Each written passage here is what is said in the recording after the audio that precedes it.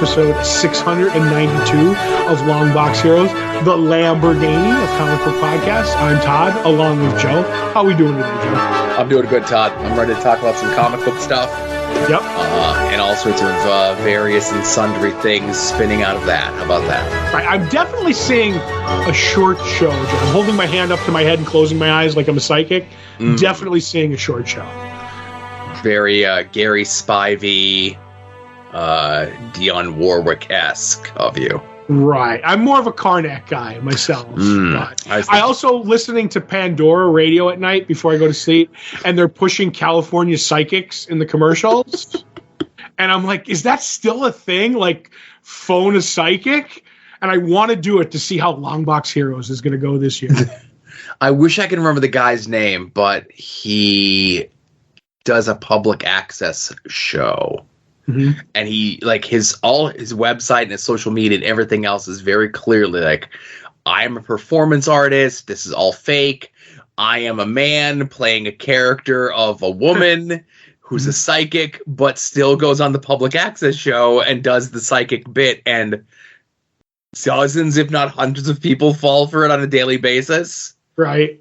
And there was somebody, one of the podcast people that I listened to, when he found out that it was all a work, as they say. Right. Not only was he like not joking around like, oh, I didn't know this was fake, but I lost a little bit of respect for him. I'm like, really? Couldn't tell this was fake, huh? All right, yes. Well. Psychics are fake. It's not a solid science like astrology, Joe. Come on. Right. You know, you gotta get my my horoscope in every morning. Your day's gonna suck. Hey, it's right every day. But would you like to know what we have on the show? I would look into our horoscope and see what we have on the show. Yes. In news, Amazon greenlights a TV show from one of our favorite creators. A digital experiment in the way you put comics in order, and I'm wondering what your take is on this when we get there. And what's up with Jason Aaron in the year 2024? We have conventions. The latest edition of My Walk Down Lois Lane with friend of the show, Pride of Bampton, Becky. What we read last week, which is Pine and Merrimack, #1. What we're looking forward to this week, Todd and Joe have issues where we reread Gail Simone's Secret Six in its entirety. And this week it's Villains United issue 2. And I don't believe any spoiler-filled talk of TV or movies because we've been lazy when it comes to that stuff. Well, have we been lazy? Obviously we could get into it when we get into it, but I don't know. Echo is airing as we record, so, we wouldn't have been able to get that in. But right, but we could have done Aquaman 2 Electric Boogaloo. Could we have? We could have. It's the death of the Snyderverse, man. Yeah. So if I never see Aquaman 2, does the Snyderverse live forever? Forever, yes. And I just wanted to mention as well, there is a follow-up from last week's Grading on You segment as well. Oh, yes. Whoops, I missed that one. That whoops-a-doodle that Todd forgot to mention in the... Easy, segment. Flanders. All right. So, top news story. Again, it'll be a short, it'll be a quick. There's not much else to say about this. Other than that, it was announced this week that coming soon, or at least coming, not soon, but Amazon Prime Video, whatever you want to call it, is going to be adapting the Ed Brubaker, Sean Phillips Criminal series. Right. And they have the showrunner of it is someone by the name of Jordan Harper, who I do not know who he is, but he is a TV guy who has worked on crime and comic-related things, varying qualities and content in the past. And, this is really awesome. It is. Whenever we talk about Ed Brubaker, and especially his crime stuff, whether it's his Reckless books or whatever, like especially when like he does a criminal special or whatever, we discuss how is Criminal not a TV show?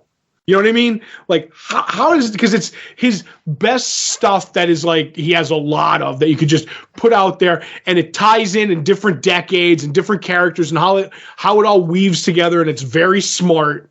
but and of the people who are doing The Boys, like the company, I feel like Amazon is the modern day like HBO in its prime when it got all the like the gold label like talent and stuff like that. Amazon's doing really good. And I think they're on their way.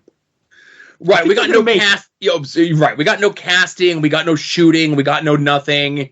I think Brubaker himself in his little newsletter said that they're just going to start like this week is the first official week of meetings. Right.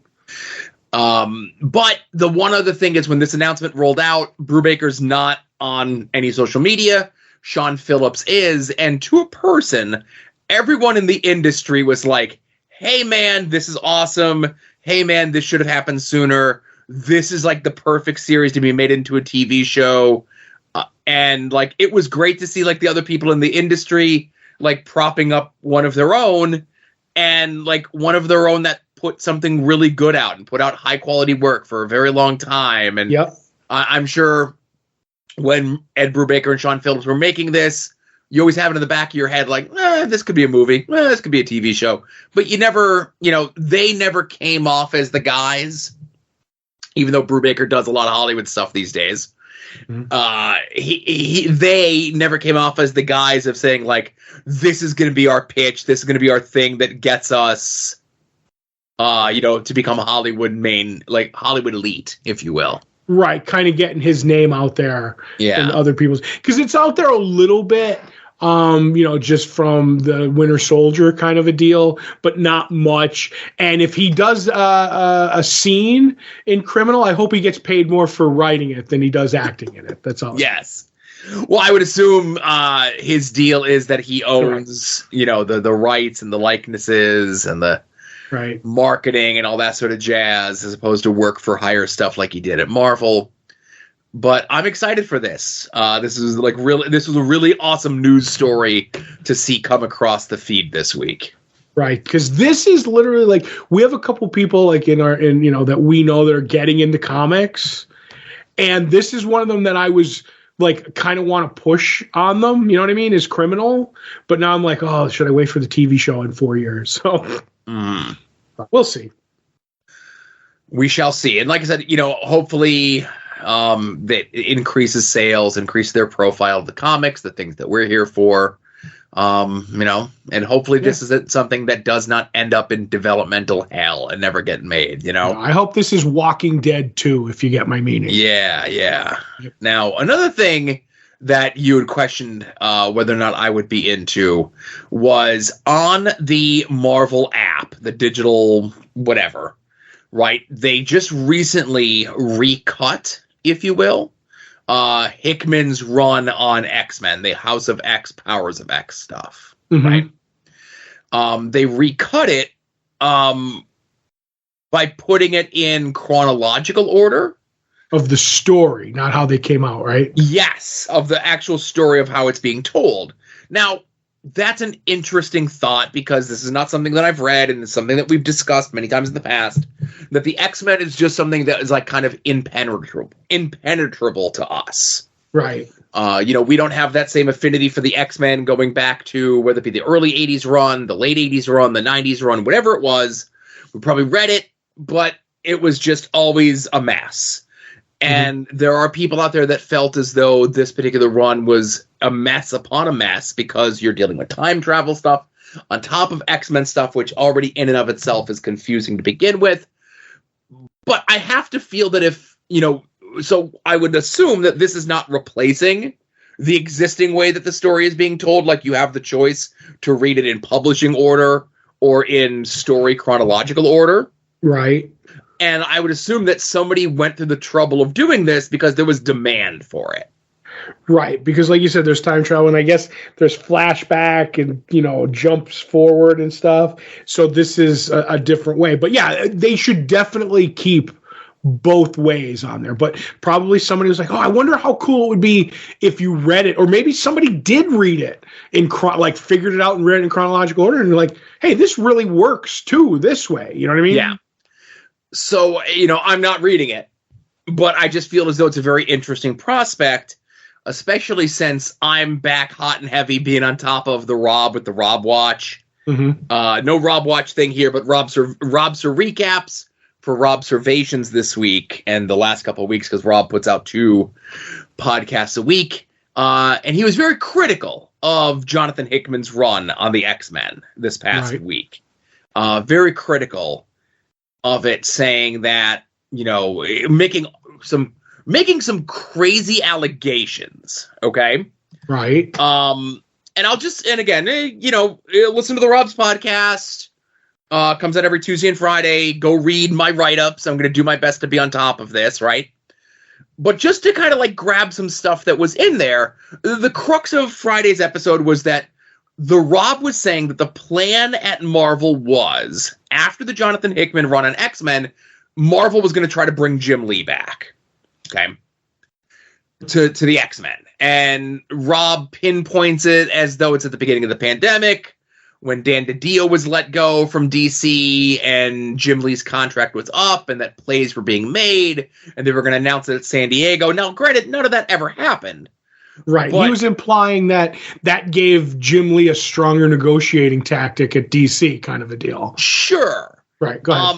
But the Rob also said, quote, he had it 100% confirmed from 10 different people in the industry that it was going to happen. Right. But then it didn't. So that's the crux of what the episode of the podcast is. But then he makes all these really weird allegations that, again, I don't follow the X-Men stuff, so I'm not familiar with it, that a lot of the early part, specifically the Moira McTaggart stuff that was in House of X, right, was liberally borrowed from a book entitled The First 15 Lives of Harry August. Then it gets into this whole thing where there was maybe a lawsuit and there was maybe an out-of-court settlement where, as the story went on, there was a conscious effort to lessen the Moira McTaggart stuff because it was too close to this book. Okay. Now, I tried to do some digging on it. I saw a little bit of it out there, not a ton. Mm-hmm. But this was one of the first times with the Rob, because the Rob always likes to talk that he does this research and he has the receipts. Maybe more on that later. Might be a double dose of me plugging my stuff. But this was the first time in listening to the Rob do his podcast that his research that he does, quote unquote, felt as though he was seeing it for the first time. If that makes any sense. No, I get what you're saying. He's shooting from the hip kind of a deal. No. I'm saying somebody else is doing the research for the Rob. And they just gave it to him before the show started. And the Rob's not proofreading it or reading it, period, before he hits record. Got ya. I know how to do that. I got a little bit of the Rob in me on this show. Right. But go ahead. But you don't come on here in a serious manner and say, I have the receipts, I do the research, I bring facts. You don't say or do any of those things. Right. This is the home of the uninformed opinion with Todd Roker. Right. So, again, it'd be interesting to see if maybe this, in fact, was a way to make this story feel less like that First 15 Lives of Harry August book by putting it in the chronological reading order as opposed to the release order. That's interesting. Okay. Yeah. I get you. Yeah. So, again, just a lot of interesting stuff, as always, from the camp of the Rob, Always interesting, if nothing else. Yeah, always interesting. Now, the other thing in the news this week, and I will say this, and I've mentioned this before in the show, and I will reiterate this until I am blue in the face. Whoever your favorite creator is, most of the comic book creator folks, and again, I don't want to say all of them, Gail Simone is going to never leave Twitter, but a lot of your other favorite creative types in comics have either moved to Blue Sky or some sort of other platform, whether it be Substack, whether it be an email newsletter, whatever, right? And it would behoove you, as a fan, to go find out who your favorite creator or creators are and sign up for their newsletter. Because a lot of times you're going to get information beforehand. You're going to get a little bit more personal, a little bit more long form something from the creator. But also, you're going to get information about your creator that, should have gotten picked up by the news sites and hasn't been. Right. So Jason Aaron sends out his thing ahead of his upcoming first official Superman work this week, right? Mm-hmm. And he sends out the newsletter, and he says how excited he is for Action Comics to come out this week. But then he gets into the rest of the stuff that he's wanting to do that's coming out for him in 2024, right? And again, I'm gonna paraphrase, but he says that he has a brand new creator-owned book that's coming out, right? And he's working with one of his all-time favorite artists on it. Says the book that he's been wanting to write since he was a kid, introduction to a new, brand new sweeping world, so on and so forth. Mm-hmm. Then he has, even though he's doing DC stuff, he's got 2 more books coming out at Marvel this year. Right. One is a miniseries that he says is a combination of Punisher, King of Killers, and Thor, God of Thunder. But it's not a Punisher book, and it's not a Thor book. Mm-hmm. And then he says the other one, he can't say anything other than it's a surprise. He goes, it'll be a surprise to you just as much as it was a surprise to me when it was offered to me. Okay. Then he's got 2 more projects coming out from other publishers, one that's already done, written, and the other one that he's starting this week. Right. So hopefully one of those is Jonah Hex. 2, is he trying to give Kyle Starks a run for his money? What's going on here? Well, I think, again, I don't want to speak for Kyle, but I definitely think that Kyle would acquiesce to Jason Aaron. And maybe he's been in it a little bit longer, a little bit more high profile. They occupy the same place, similarly in my heart. And then he said that he has more DC stuff coming too, right? And to quote, I'm going to take out the swears, right? Right. He says, including what feels like one of the most important, intimidating, and exciting projects I've ever worked on in my life. Okay. Now, every single thing that I read here, that's like, you're talking multiple clickbait headlines at multiple news sites, and I saw nary a whisper of any of this stuff anywhere. It's probably because all those news sites aren't, don't have their newsletters. You know what I mean? So you, the listener, be ahead of the news sites, be ahead of the aggregators, be ahead of us. Sign up for your favorite creators newsletter, get the information of what's coming out ahead of time, and get hyped for your creator, man. Your creator man, your creator woman. Both male and female creators and, non-binary and male and female folks listen to non-binary folks listen to this. No matter who you are, what you are, be excited for the stuff that you're into. Emphasize the positive and, I don't know, maybe do a twice weekly column about the negative. Wow. Wow. Maybe. I don't know. I wonder what you could be talking about. So cryptic. Last but not least in the news section, more of a follow-up from last week's Grading on You segment. I know as we discussed last week, there was over 350 books that were opportunityed from CGC. I can't remember what the verbiage that it was called, where they went and sent the book out. There's a certain word for it. They went and sent the book out to get graded, and then they slid the book out and replaced it with a different book. Right. And then sent the initial book that they got the grade on to go get another slab to put another book in, rinse, repeat, right? Mm-hmm. So CGC released a list. They were able to ascertain over 350 ones. They have the books. They have the grades. They have whatever their certificate number is, Right. And they essentially said, if you have one of these books, you can contact us, through our fraud department, so on and so forth. Did you get a chance to look at the list? I perused it very briefly. Okay. Because it doesn't what's the word I'm looking for? It don't affect me none. You know what I mean? Yeah, it don't affect me none, but I was just interested to see what was on there, right? Right. And I was shocked to see so few DC books. Mm-hmm. And when I say few, I mean literally 2 DC books. Right. A random issue of Amazing or Adventures of Superman and a random issue of Catwoman. Okay. And the rest of the list is literally almost all Amazing Spider-Man issues. Literally issue 194, issue 238, issue 252, and issue 300. Right. Those 4 books, I would say, make up more than 70% of the list of the books. Okay. Well, I mean, I will say this about DC books. From hanging around the comic shop, back issues, there's much higher demand for Marvel back issues, especially because the movies and TV have been so successful. And even before that, Marvel always, like in the Silver Age, moved hotter than DC, with the exception of Batman. So yeah. I'm not really surprised at that. Yeah. Well, of course. And the other thing I say is, of course, it's Amazing Spider-Man. Spider-Man, the greatest character in all of comics, with the 3rd best rogues gallery in all of comics. Right. Even though you forgot to put a few on your list, apparently. Mm-hmm. That's the thing. That would have been the difference maker if I put squiggly yellow light ray man on the list. You never know when it comes to seeding, Joe. You never know. That's right.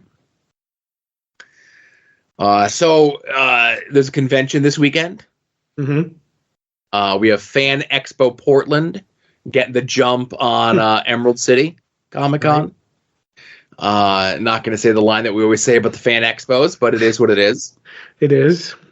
A lot of creators. Again, it's the Pacific Northwest area. There's a lot of creators that are homesteaded up that way. Joshua Williamson, Mitch Gerads, Stephen Platt, who's like, it's already into 2 weeks into 2024, and he's already been on like the 2 Fan Expo shows this year. Right. So Stephen Platt, where have you been? Making a comeback? Who knows? Dan Brereton, rising star Jeremy Adams, Carl Kessel, Steve Lieber, Kevin McGuire, Carrie Nord, Jeff Parker, Mark Russell, Doc Shaner. And then on the media guest side, the only one I care about seeing there is Elvira. I'd go get an Elvira Mark picture. Man, it's still looking good. That's right. So I love that movie of hers, Elvira, the Mistress of Darkness movie. Such a good movie. I know we brought this up before, and this will be the first time for 2024. There's a bit in that movie where like one of the bumpkins or people in the town, right, has a rolled up comic book that he uses to like swat a bug or something with. Mm-hmm. And it's an issue of Amazing Spider-Man 300. Really? Yes. Because it was just one of those things. It's like, prop department, go to the store and get a comic book for this character. Right. And like when the movie was being filmed, he's like, I know who Spider-Man is. And they just grabbed Spider-Man 300. It's $1, right? My favorite. Yep. My favorite bit in that movie is when the big burly guy that she's interested in accidentally knocks her in the head with something. That's my favorite bit in the whole movie. You know the one I'm talking about, right? I do. Okay, I won't do it then. No, that's okay. So the links to this convention will be in the show notes, of course, along with information about the soon-to-be-named network at soon-to-be-named-network.com, soon-to-be-named-network.tumblr.com. Anytime any of the shows in the network go live, of course, you could find them at their own individual websites. You could find them at your podcatcher of choice, Google Podcasts, We Hardly Knew Ye. But one-stop shop for all the shows, and anytime anyone from those shows go on any other shows and they let me know they went on those other shows, you can find them all over at soon-to-be-named-network.com. And, of course, that includes this show that you're listening to, Longbox Heroes After Dark, Final Wrestling Place, Puzzle Warriors 3, Profane Arguments, At Odds with Wrestling, We Need Wrestling, Wings on Wings. Nice of them to take 2 weeks off for the holidays, huh?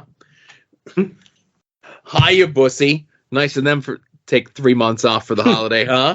Right. And Porch Talk. Nice of them to take question mark off for the holiday, huh? It's cold outside, Joe. I don't know. My phone. Hey, look, we're not supposed to talk about weather. Stop it. Okay. But you can also check out links to some of our friends and some of the stuff that they're up to in and around the internet. You can go check out our friend Mike Sterling's blog over at progressiveruin.com. You can go check out our friend Kevin's blog over at helionsteam.com. You can go check out Rick Williams' The Chop Shop at freekaratechops.storeenvy.com. You can go check out Jason Sandberg's self-published book Jupiter over at his Indiegogo, and you can get that bare bones or with all the accoutrements a la carte there. You can go check out Chris Runn's self-published Battle Monsters over at fortressofcomicnews.com. You can go check out our friend Davey of the band Cave People, his 2 self-published books, Mending and Keeper, over at cavedomaincomics.com. And if you do not have a comic book store in your area, or you do not have a good comic book store in your area, let our store be your store. Comics on the Green. You can find out when the books are going to be in. Hopefully no delays this week. You could find out when Dave gets the latest arrival of mint Silver Age books dropped off on his doorstep in the middle of the night, which seems to be a weekly occurrence. And you could sign up for their mail order subscription service. Whether you get your book sent to you weekly, bi-weekly, or monthly, there's a chance that you can get a sketch on the package from our good friend Becky, who we're going to turn things over to now for her walk down Lois Lane. Welcome back to my walk down Lois Lane. This week we're talking about issue 35 from 1962. I love this story, so let's dive in. Lois is bleaching her hair and putting on glasses to disguise herself to interview a movie star that hates her. She has a fake ID calling herself Sheila Dexter, and while driving to the movie studio, she's still wearing the glasses she doesn't have a prescription for, so she drives off a cliff. Superman catches the car, but not before Lois has hit her head on the window. I guess wearing glasses made her miss wearing a seatbelt.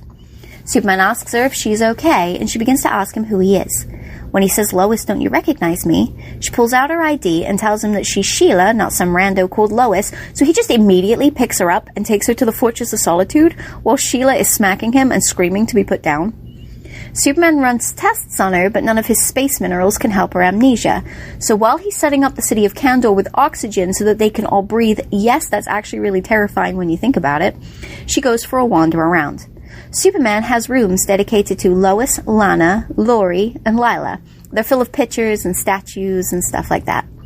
Sheila sees these and thinks, oh my god, he has as many girls as a sultan has wives in a harem. He's probably lying to all of them and telling them that they're the only one. In an attempt to snap her out of her amnesia, Superman tries to kiss her, but she smacks him, telling him to take his Playboy tricks elsewhere, and he agrees to take her home. At the planet, he tells Perry and Jimmy that Lois has amnesia, and they agree to help. Perry has Sheila look at articles of Lois and Superman trying to jog her memory, but all she says is this Lois Lane is a pest. She's always chasing after Superman. Oh, she's so pathetic. She's probably doing this as a cheap trick to get Superman to marry her. Superman has changed into Clark, and now he's helping her at work. She marvels at how kind and sweet Clark is, and she said that she would date a guy like him in an instant. He also tries to make her look at an empty envelope that says Superman's real identity that he's got hiding in a desk drawer, but she completely ignores it. Perry asks her to dye her hair black and take off her glasses to take pictures because she looks very similar to Lois Lane, and since Lois is on assignment in a different country, Sheila has to do. This does not snap her out of it at all. Superman sees that she's paying so much attention to Clark that he has a great idea. He takes her back to the Fortress of Solitude and begins to smash all of the stuff in the Lois Lane room, thinking that she's going to get angry and change back, but that doesn't work. He then goes to the Clark Kent room that he has to confuse people into thinking that Clark is his friend, and decides one last Hail Mary. He tells her that he is Clark Kent and Superman and changes into both of them, snapping Lois out of it, but she doesn't remember his confession. The issue ends with Lois laughing to Jimmy that the only way she would ever find Clark attractive is if she had a head injury. I love this issue, but I think honestly the most unrealistic thing about this issue is that you can just dye your hair bleach blonde and then just dye it black whenever your boss tells you to. Join in next week for more Lois Lane. Thank you very much, Becky. And I tell you, I don't listen to these things in advance. I listen to them as they're going out live, you know? Mm-hmm. And if I was to come on here and speculate what each one of these things about Lois Lane and these Silver Age books are about, and I tried to think of the most whimsical, ridiculous, over-the-top, phantasmagorical thing that I could think of, right, somehow it would top it. It always does. That Silver Age Lois Lane stuff is amazing. And I love the thing that Becky takes away from this is that you can't dye your hair twice in a short amount of time. You can't. I think you can. I think it's right up there with using boiling water on your face for a skin regimen. Wait a minute. That's your skin regimen, isn't it? That's my skin regimen. I know. So I think, and again, obviously this is the 50s into the 60s, I think if you now, okay, back then maybe. Today, I think if you were to go from black to blonde, you can go back to black again that quickly. Mm-hmm. Now, your hair would probably be like the most brittle thing in the world. If you try to do anything to it within the next like 2 to 5 weeks, it would probably just like come off in clumps. Right. But if you were to go starting black, blonde, black, and then blonde again, that's Lex Luthor's origin. I'm going to say, though, we've had technical advancements in hair dye. Like, I think, couldn't you just, don't they have, like, spray color in your hair? Right. So like I think wash out. I mean, yeah, but that's the way I would go. Right. But I think here Lois was so committed to the bit, she's going the full McGilla with it. Right. Right. They didn't have that in 1958. So they didn't have that in 1997 either. But right. But I think you could do that now. And when I do a journalism, that's what I do is I spray dye my hair. Well, thank you very much, Becky, for sharing your love and your commentary on these Lois Lane issues. It's always a treat. It's always a delight.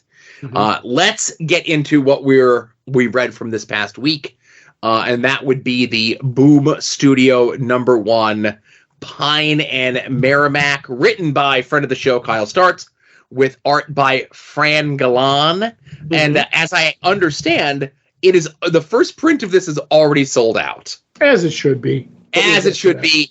Sold out super quick. I think it's sold out, like, the announcement of it selling out came like a day after. Mm-hmm. And, hopefully you have a good comic book store. Or you pre-order your stuff. Pre-order your stuff. This is why you pre-order your stuff. Mm-hmm. But I didn't know what this was about. I was told it was a crime book. I was told it was by Kyle Starks. That's all I needed to know. What do you got? What are your thoughts? What are your feelings? So basically the book is about Linnea and Parker, a married couple, I believe, who are private investigators. We get Linnea's backstory, her tragic backstory, with a family member and everything, why she kind of got into law and stuff like that. But when she ends up starting a private investigator thing, ends up meeting Parker, and they kind of become partners, and we get why the name of the book is what it is, and I like that bit. And we see that she won't take murder cases because she don't like murder. Who does, Joe?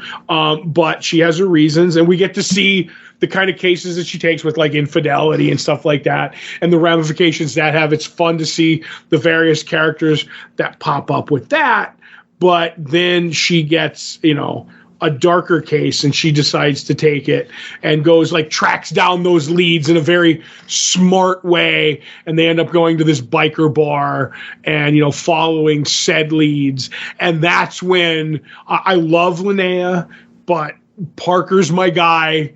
And the bit in the bar where Parker shows up and, he's kind of a scrapper. And there's these Kyle Starks lines that are in every book. And the bit where he's like, which one? And she's like, all of them. And he's like, okay, for my lady love, roll up those sleeves. And then there's a bit like what he tells him about kindergarten. And I'm like, this is Kyle Starks' 80s action movie at peak Kyle Starks' 80s action movie kind of a deal. And then we get like the information, and they have to go help find this person. And I do think it's all going to swim back around to Linnea's origin. And I'm all for that. I love this book. And on Fran's artwork, absolutely amazing. The coloring on this for certain scenes, like when they're together with Parker and Linnea, it's like kind of softer. But when they go to like the biker bar and it's got that like harsher orange, like the book changes, not the art, but like the feel just by coloring on what you need to feel in that moment, if that makes any sense. And I absolutely love it. It's just one of the best looking books in a long, long time. Love Fran's artwork. Yeah, so I was unfamiliar with Fran's artwork until this. We talked last week about the Jimmy Palmiotti book. What was that called again? Oh my God. And I have it right here. If you give me 1 second. The Hunters? The Hunters. Yes. I think if Fran's art was on the Hunters book, I'd be talking more positively about the Hunters. Okay. Not to say that I was talking negatively about it, but there was just something about the coloring of it, the layout of it, the squareness as opposed to the roundness of everything. Mm-hmm. But this felt like I think the most important thing about this first issue of Pine and Merrimack #1 is you get a full story in issue 1. Right. You get Linnea's origin. You get Parker's little bit of an origin. We get to see them in action, both Linnea doing her detective stuff and Parker using his prize fightery MMA, ishness as like her heavy sort of stuff. And then we get them doing like a real higher stakes thing with the motorcycle club, and we're left with a teaser. Like now, so even if you don't get that last page, you get a full story in issue #1. And I think that's kind of a lost art in comics these days. Right. There are a lot of people that can do it. There's just more times than not people don't do it for whatever reason. And, we've talked before many times in the past that there was so much writing for the trade to fill out 6 to however many issues it is. And I'm glad to see someone like Kyle write and do a story like this, that whether you're reading this as part of a collection or you're reading this by itself, you get a whole story. Mm-hmm. You're getting your money's worth. You're getting an enjoyable read, and it's a very well done read. It's stuff that's like, it's small stuff that's opened and closed, and it's big stuff that's open that is intriguing enough and compelling enough and interesting enough that you want to see it come to a satisfying close. Yeah. And I'm going to say one last thing about the artwork. If you're looking for someone, if you're like single and you're looking for love, look for someone who, like the way Parker looks at Linnea, that they look at, that old bit, like find somebody who looks at this person the way they do. I went through this book and there's all these shots of Fran doing the artwork where Parker's like looking at Linnea and it's never anything but love in the, like, just either wide-eyed or happy. And I'm like, man, oh man, the facial expressions, like the eyes and everything, it's just so good. And I'm with you story-wise. You could give this to somebody and be like, oh, I've learned everything I need to, there's always more you can learn, but everything I need to enjoy this book, I've learned about Parker and Linnea. Now give me the journey that they're on. Right. And that's a lost art, like you said. And this one sticks the landing on that. I 100% agree. Absolutely. So again, this was the only thing, wanted to focus on this week. We read a lot, but it's been a busy week. Nothing else really jumped out at us. And I'll be honest with you, I felt if we talked about anything else, it would just kind of be compared to our enjoyment of this Pine and Merrimack book. And if you missed out on issue 1 and you're a print person like Todd and myself are, there's no shame in having a second print of a book like this.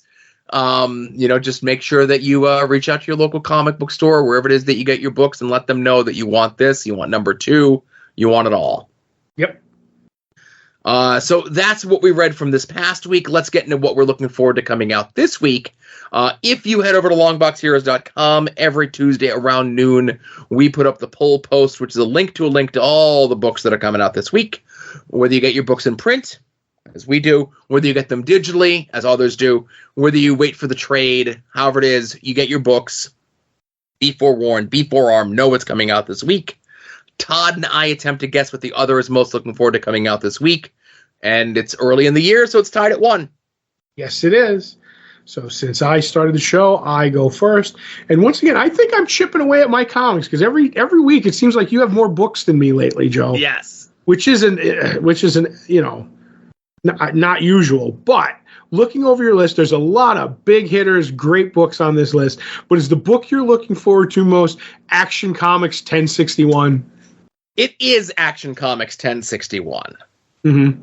Now, for you, I'm going to make a bold choice, And I'm going to say the book that you're most looking forward to coming out this week is Zorro, Man of the Dead, #1.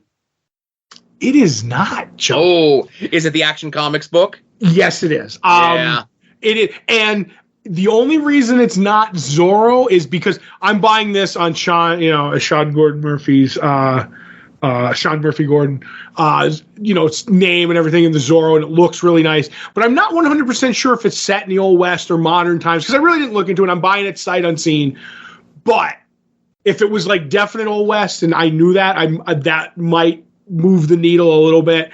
But me loving Batman Offworld by Jason Aaron, just praying and hoping that he crushes his take on Superman, I'm really looking forward to this, Yeah, and I'll say I went with the Zorro book because I just assumed it was more Old Western-y.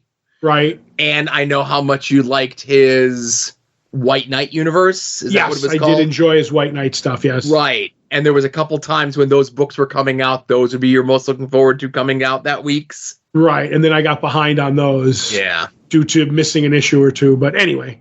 Yeah. We're gonna do our best to be a little bit more proactive to you, mostly maybe for ourselves as well, to kind of let folks know, Marvel, DC, Image, we'll sprinkle some stuff in there. Like I'll tell you here for next week, if you didn't already put your order in or tell your local shopkeep that you want Cobra Commander #1, like next week. Okay. Right?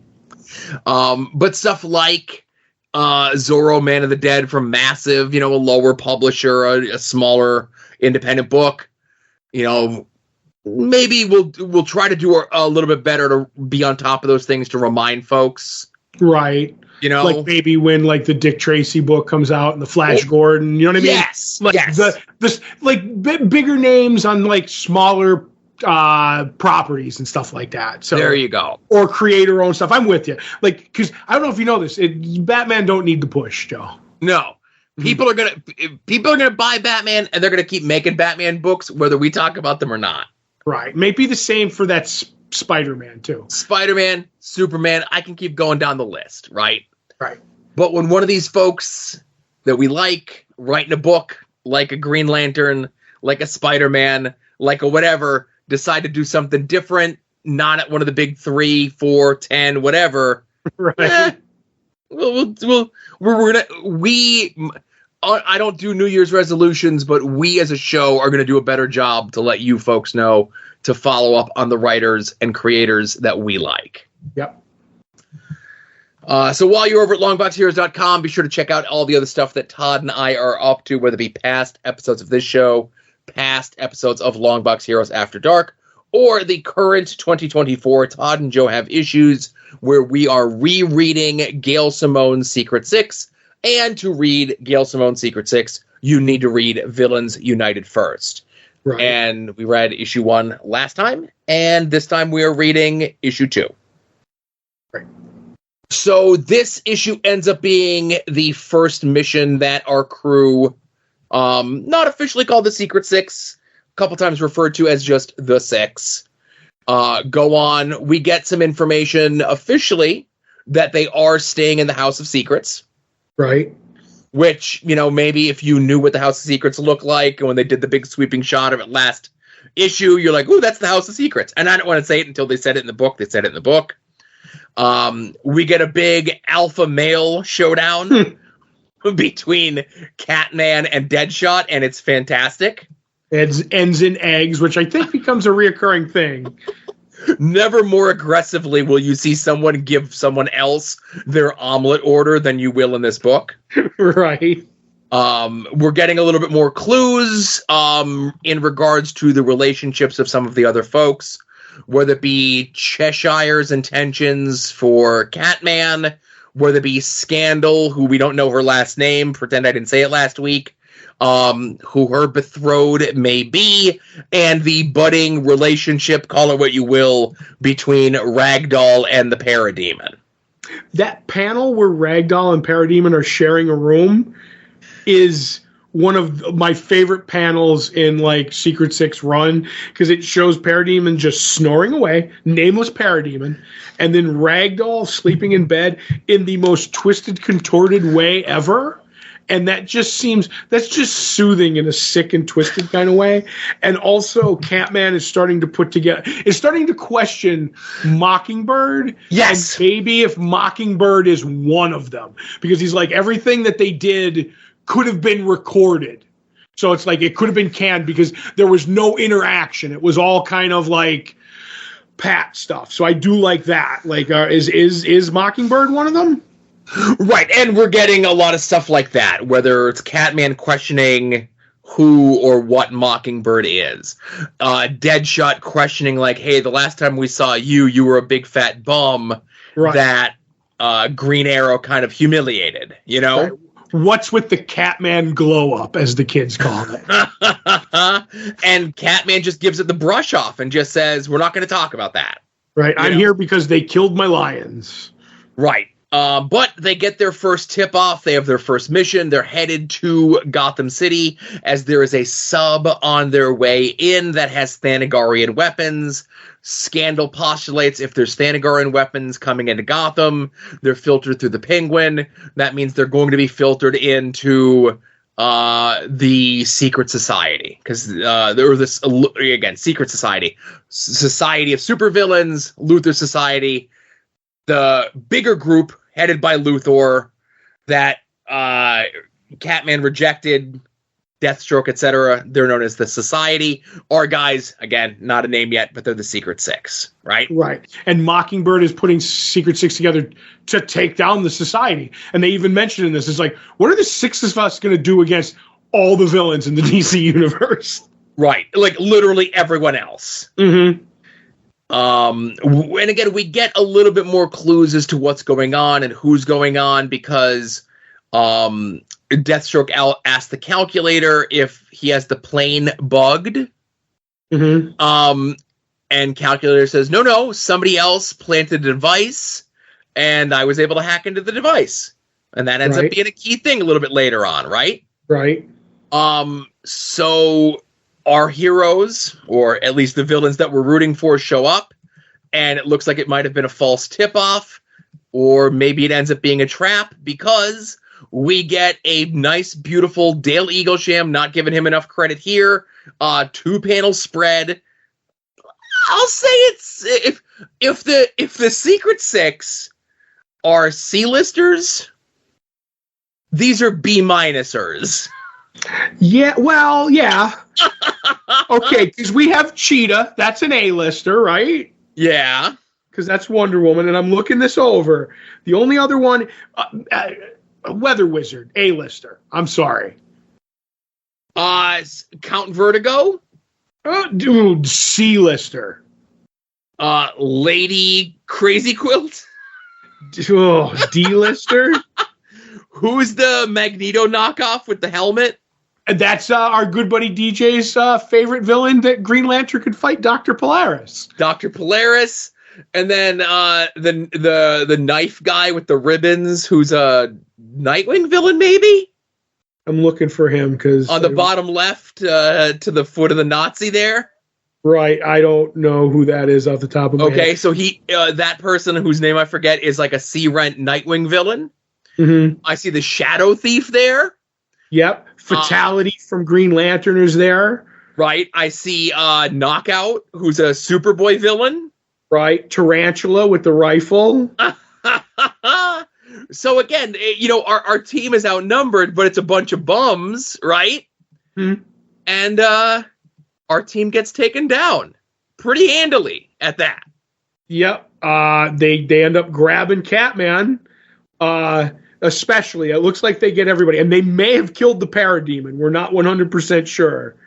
And I don't know if this is his first appearance, but it's definitely up there with the Crime Doctor.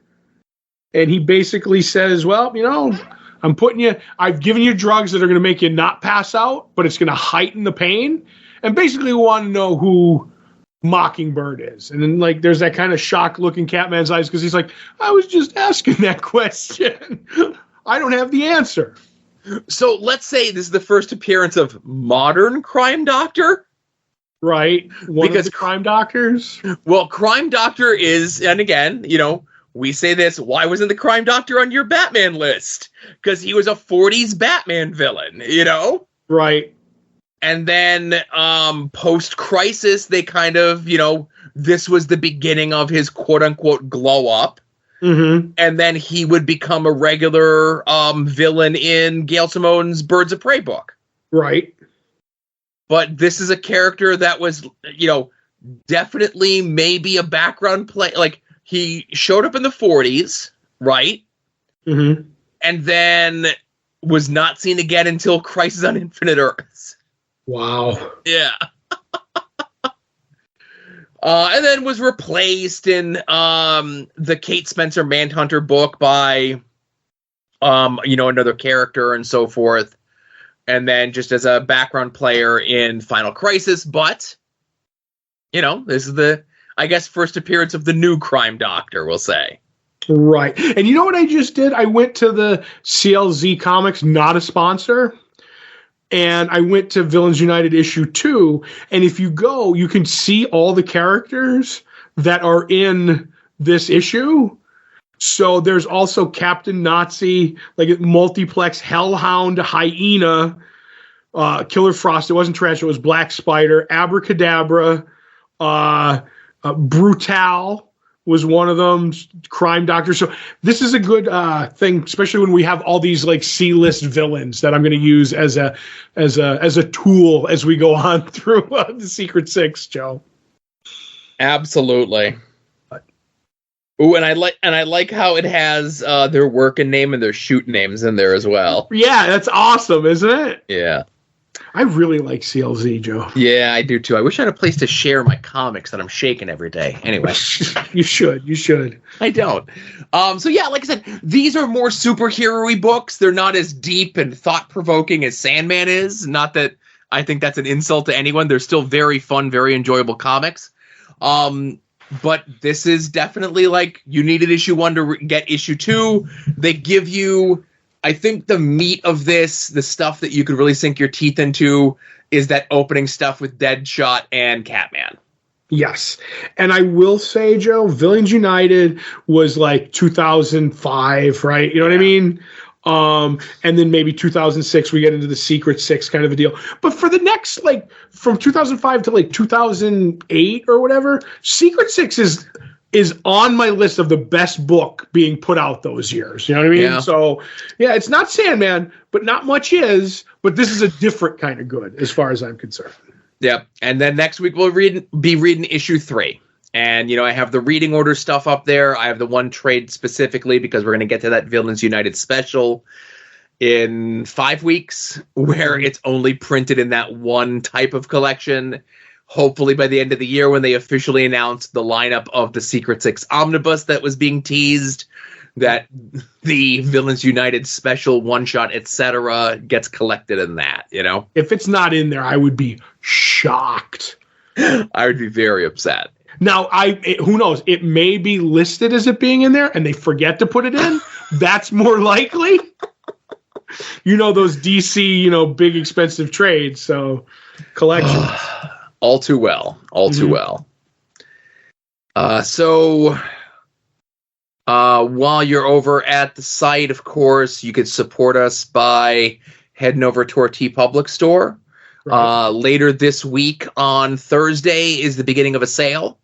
35% off anything, any of the designs or otherwise that we have up there related to this show, soon to be named Network, Adults with Wrestling, Final Wrestling Place, a bunch of shows have stuff over on our TeePublic store. Right. And if you're thinking about making a purchase here in the new year, I say wait until Thursday, rolls into the weekend, and you can go from there, right? Yes. We get into it on After Dark this week, but the official season for the NFL has wrapped up, and we do have our winner for the Pigskin Pick'ems. I still ended up on the first page, ending in 23rd place. Very respectable. Todd ended up finishing 3rd. Yes. Anybody finish below me? What was that? Anybody finish below me? I don't know. Yeah. So our Josh from the comic book store finished below you. Tied at the same amount of picks, but I beat him in the tiebreaker. So sure. But he's not afraid of me. He's not afraid of me. And going down a little bit further into the lower fifth, technically seventh place, is Adam from At Odds with Wrestling. He had a bad round there, but it's just my superior picking skills beat him. Just that's what happens. And we're gonna get in, and I will reach out to our winner, Styrofoam Anvil, to see where we can send his prize pack to him for getting the correct picks. And I'll say this: I mentioned you and I over on After Dark this week get into some discussion of the NFL playoffs and trying to ladle our warmth over on Sports Talk, over on the At Odds Patreon. You don't need to pay for it. It's just there streaming. Marcus, Brett, and Adam did their NFL playoff show. Did recently? Let me see what time the email came through. 11 minutes ago. Wow. I'm a little upset that they didn't have me on. I mean, I know we're doing this show, but if you're going to have the guy who did the best in the picks, was it any of them?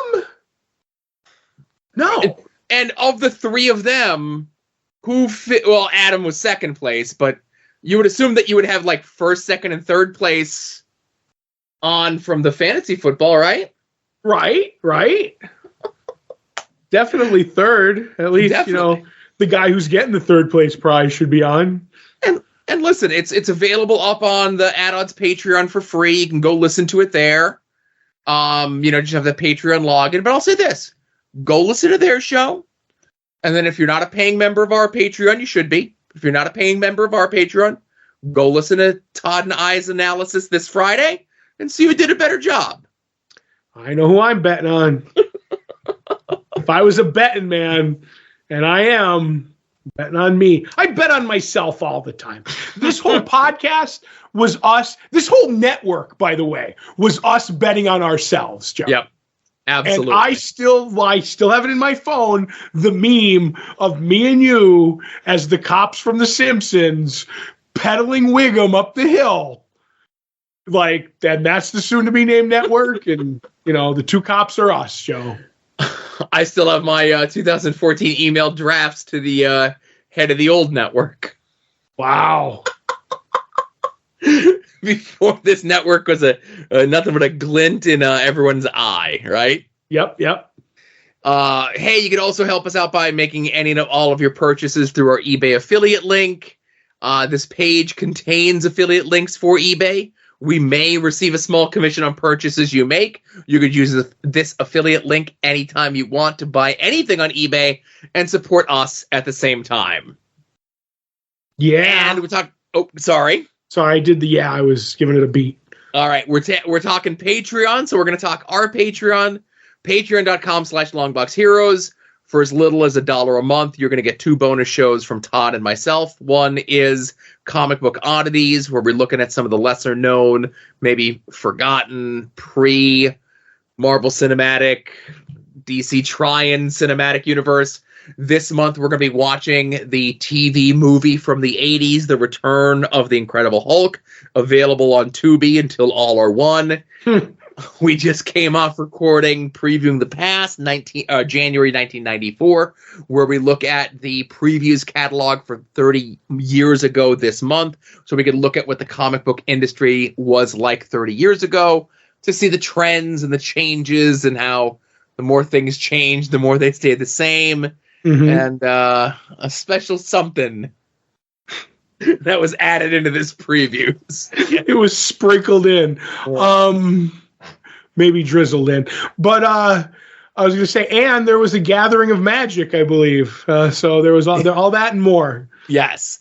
$5 a month is going to get you those bonus shows 2 weeks before everyone else. It's also going to get you Longbox Heroes After Dark 2 days before everyone else, so you could listen to these shows in the correct listening order. And you're going to get full scans of all of those preview catalogs that we've discussed in the past. even if you don't get a chance to listen to the podcast and listen. The podcast can be daunting sometimes. This past week's episode was over 3 hours long, right? Was it? It felt like a breezy 20 minutes. It did feel breezy, but that's us recording it. A lot of people just don't have the time. But if you want to go back and like, hey, I started reading comics in 92, 93, peruse those covers. Like, I remember that book. Look through that previews catalog. See what the world looked like, right. From 30 plus years ago. Now, I also want to mention how us doing the previewing the past show was able to help me with doing my Rob Sir recaps this week. Did it really? Yes. So Tuesday's Rob Servations was in discussion of Guardians of the Galaxy, specifically the Jim Valentino era, right? Mm-hmm. The comic now, not the movie. The comic, right. And again, listen, I always say, I said it before, I'll say it here, go listen to the Rob's podcast. If you're not a Rob guy, you can read my write-ups, right? Mm-hmm. I feel as though I do a pretty good job of encapsulating the essence of what the Rob is talking about on his show. Wow. Right? So the Rob starts it off by saying that Jim Valentino's Guardians of the Galaxy sold better than, at the time, Avengers, Captain America, Iron Man, and Green Lantern. Mm-hmm. Okay? And I'm like, okay. Now, we've talked before on Previewing the Past where, like, during the 90s, the Avengers was the bottom of the barrel. Like, the only thing lower at Marvel than the Avengers franchise books was the Marvel UK books, right? Mm-hmm. So I'm like, let me investigate. I have the numbers, right? I could go see when Guardians of the Galaxy Jim Valentino #1 came out, and I could crunch some numbers, Right. Now, I will say, for whatever reason in the previews, they put the 100 most ordered books in there for all of 1990, but they did not do it for 91, and they didn't pick it back up until the middle of 92. Right. And Rob cites in this episode like an April of 1991 order chart, right? Mm-hmm. But if I look at the first 6 months of Guardians of the Galaxy coming out, and it was one of those kismet things that the Rob specifically mentions Green Lantern as a book that the Guardians was outselling, that when Guardians #1 came out, there was also a new Green Lantern book that month as well. A brand new #1. Okay. And Guardians of the Galaxy #1 debuted at number 19 on the top 100, which in that would have been, oh my goodness, I forget it. That would have been June of 1990. Okay. Debuts at number 19, still lower on the charts than Avengers and Green Lantern that month. But he probably means it some other way that he can explain. Well, okay, so issue 2, and again, I have the first 6 months. Issue 2 dips to 45th place. Issue 3 dips to 58th place. Issues 4 and 5 start climbing back up the rankings to 50 to 39, and then kind of settling like around the low 20s, mid 30s for Guardians of the Galaxy. But at no time in those 6 months that I looked at was Guardians of the Galaxy ever above Avengers, Captain America, Iron Man, or Green Lantern during that time. Now, granted, as we get not later into the 91s, into the 92s, those numbers would slip. But for Rob to say, and only basing that off one random month that he looked at, because that was the month that he probably had available at his fingertips, right? Right. And like, I get when you're comparing Marvel to DC, but like Marvel to Marvel, I get it. Like, and like his whole thing is like, this is a book that was selling better than the Avengers books. Not saying like the Avengers books were low end in the early 90s, but to randomly throw the Green Lantern book in there, and the Green Lantern has a new #1 the same month that the #1 Guardians of the Galaxy comes out, and Green Lantern beat it for the first 6 months that it was out head to head. The 1 month that the Rob used for his criteria, he was right. But and not the other, like, 16 months and the 6 months that I was able to look at, Right. Then he might go by, well, okay, Diamond, Diamond is what is sold directly, the direct market. You know what I mean? Well, Okay. At Marvel, I have the numbers for both newsstand and direct, and it's sold. You know what I mean? Like, he's going to pull some BS. You know what I mean? But he didn't. No, if you showed that to him, he will.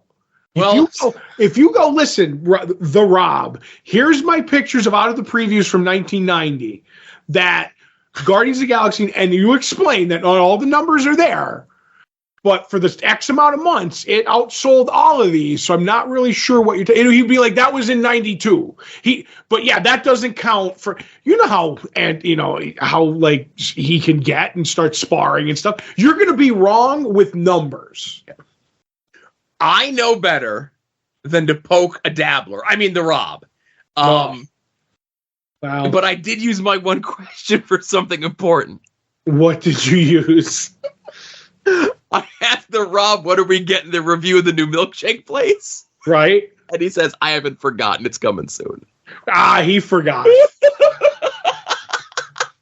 He forgot. You gotta handle the Rob with kid gloves, kind of. Yeah. You can't go in there guns a-blazing, pouches akimbo. You gotta treat the Rob with kid boots. Feet, So like Todd said, we have no TV or movies this week. We talked about it at the beginning of the show. If we never see Aquaman 2, then the Snyderverse never ends, right? Mm-hmm. And possibly we'll be discussing Echo next week, depending on how much of it I see. Right. Because Todd's already watched it all while we were recording this. I'm sorry, I was doing something. What did you say? You were watching. Hey, there you go. And then, like I said, it's a lean 2024. Obviously the writer's strike and a lot of restructuring of a lot of things. Mm-hmm. Obviously as things kind of get put on the schedule with more definitive and concrete dates, we'll do our best to discuss them. But after Echo, there's no comic book or genre related stuff until Valentine's Day weekend. Get your ocean spray out because we're all going to see Madam Web. That's right. I want some of that ocean spray essence. Oh my goodness. So yeah, this Todd, your dream came true. This actually was a short show. I'm shocked. Do you want me to ramble on for another half hour? Nope. I think this is a perfect spot to end things. Thank you everyone for listening this week. Your continued support, your continued patronage, your continued everything.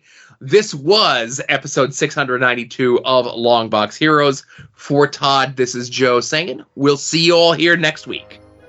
Remember, be a faucet, not a drain.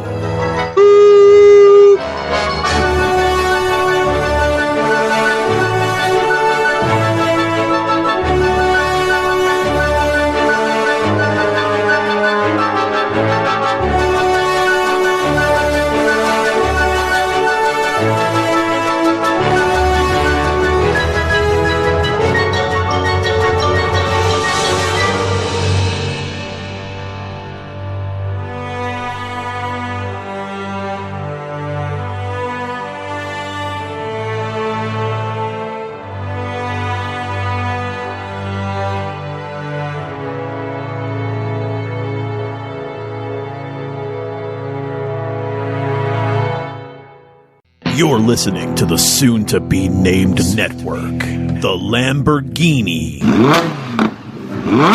of podcast networks. The Rob is a Longbox hero. The Rob is a Longbox hero. He gives us five stars.